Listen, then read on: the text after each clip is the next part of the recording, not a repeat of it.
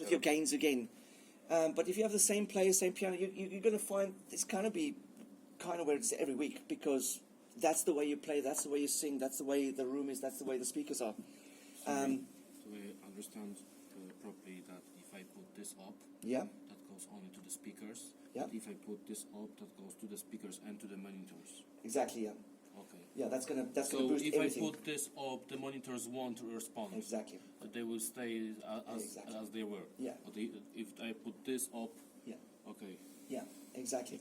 Yeah.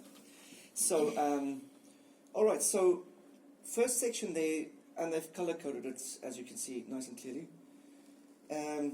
First part here is this represents the spectrum that I was talking about. So. If you look at this, there's a thing that says -15 and +15. So it's a boost and a cut. So in any signal, what you want to be able to do is you want to boost a certain frequency. You all know what a frequency is, yeah. So you want to boost that frequency, or you want to cut it, because sometimes it's too much in the room, so you want to remove it rather than amplify it. So that's why your EQ section on 0, in other words, on nothing, the signal, this is just the mic, my voice, this mic going through this amp into those speakers without any EQ. That's what it would sound like. So nothing is shaped, and the signal is clean all the way from the top. So what this is, I can cut. I want to be able to, with this, you'll be able to shape it. So the first thing is, you have your lows. I see you have a sweepable mids here, and you have a high. You wouldn't have a pen and a paper there that I can just quickly draw? Low, mid, and high. Okay. Yeah, so low, mid, and high. Yeah. So what an EQ?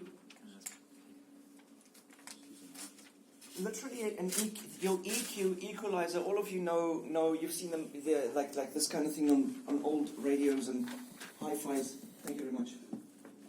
This kind of thing. That's all equalizers, and you see digital version of it, or on your iPhone. Your equalizer. I'll draw a little piece now. So the best is to think of your car radio, your basic one. You have bass and treble.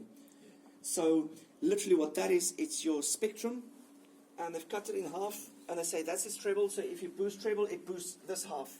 Yeah. Bass this half. So it's just it's a two-band EQ, if you want to see it. It's two places that you can boost or cut. On this, you have your high and your low, or if you want to call it bass treble, same thing. But you have one in the middle, so it's like a three-band. So you can target this, or in the middle. Now, what this one is, it's called a sweepable mids. So you can not only is it like your bottom is fixed, it's just all of this up or down. You can't focus it. This all of up or down.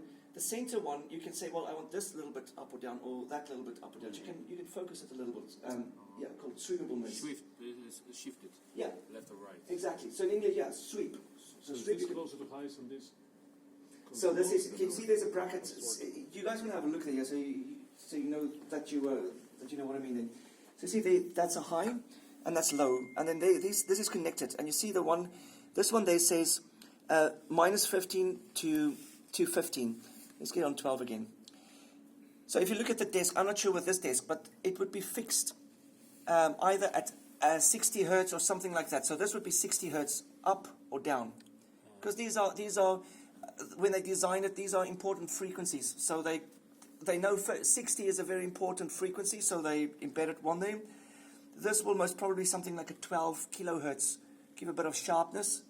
So those are fixed. But this one, we also have the minus and the plus, which is that one. But you see there's 250, 5K. So I can focus anything between 200 and 5K.